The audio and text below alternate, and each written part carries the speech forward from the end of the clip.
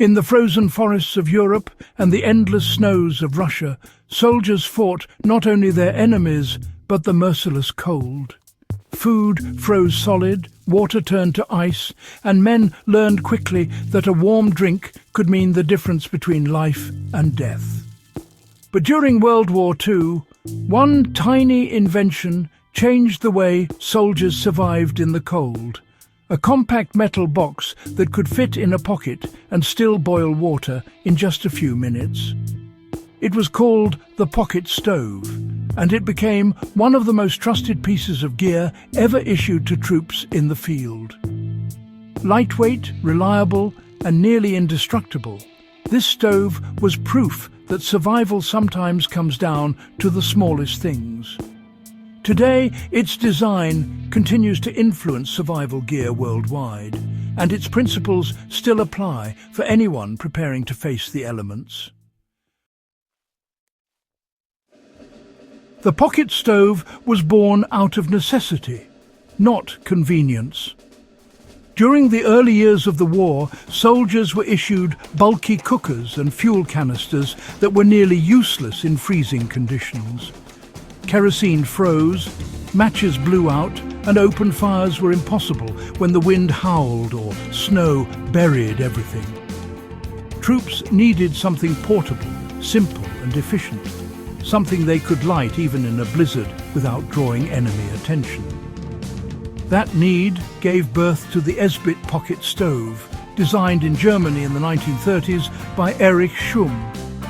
Esbit stood for Erich Schum Brennstoff in Tablettenform, literally fuel in tablet form. It was a marvel of wartime practicality. The stove folded flat into a small metal case, no bigger than a tobacco tin, and used solid fuel tablets made from hexamine, a compound that burned hot, steady, and smokeless. A single tablet could boil half a litre of water in under 8 minutes, even in sub-zero conditions. The brilliance was in its simplicity. Soldiers could unfold the stove, place a tablet inside, and set their mess tin or cup on top. No pumps, no liquid fuel, no noise. It was the kind of quiet innovation that kept armies moving through snow, mountain passes, and endless fields of mud. The Esbit stove wasn't just German issue. British, American, and Soviet soldiers encountered them on the battlefield, and many quickly adopted the same concept. In fact, captured Esbit stoves were prize finds among Allied troops, who realized how effective they were in the field. German mountain troops used them to melt snow for water high in the Alps. British commandos carried similar folding stoves on Arctic patrols in Norway. Even downed airmen relied on them to heat ration tins while hiding behind enemy lines. In survival manuals of the time, the Esbit stove was praised as the soldier's friend, a device that could work in silence without giving away a position through smoke or light. For many, it wasn't just about comfort. Drinking cold water in sub-zero conditions could lower body temperature dangerously fast, leading to hypothermia. A warm drink or hot meal, however simple, restored morale and energy. That little pocket stove, in many cases, kept men alive.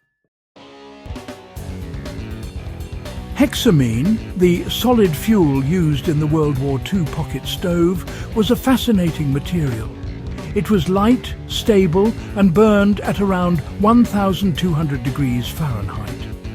Unlike liquid fuels, it didn't spill or freeze, and it produced almost no smoke, crucial for soldiers trying to stay hidden. When ignited, it emitted a faint blue flame that was nearly invisible in daylight. The science behind it is simple, but clever. Hexamine is formed by combining formaldehyde with ammonia, creating a dense, compact block of energy. It burns through a slow oxidation process, releasing intense heat with minimal residue. soldiers often stored the tablets inside the stove itself, making the whole system self-contained and ready to use at any time. The only drawback was the smell, a faint odour of ammonia when burned. But in wartime, that was a small price to pay for reliable fire in freezing weather. Later, during the Cold War, militaries around the world would continue to issue hexamine stoves to their troops, a direct descendant of the World War II design. After the war, surplus pocket stoves, well, they just flooded the civilian market. Mountaineers, hunters and explorers quickly realized their value. Compact, durable and able to burn almost anywhere, the stove became a staple of survival gear for decades.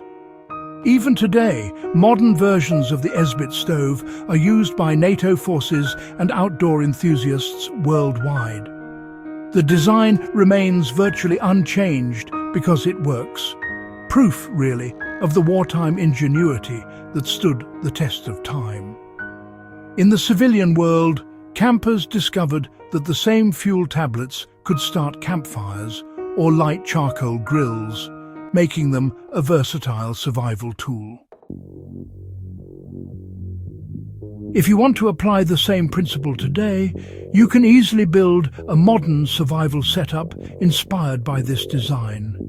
Start with a lightweight folding stove or even a homemade version made from a metal tin. Carry a few hexamine or trioxane tablets.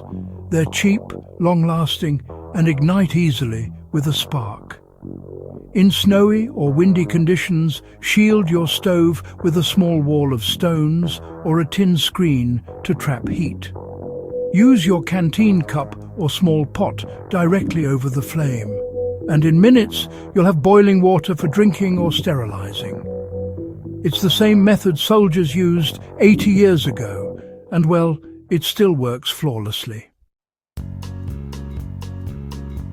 The WWII pocket stove wasn't just about heating rations.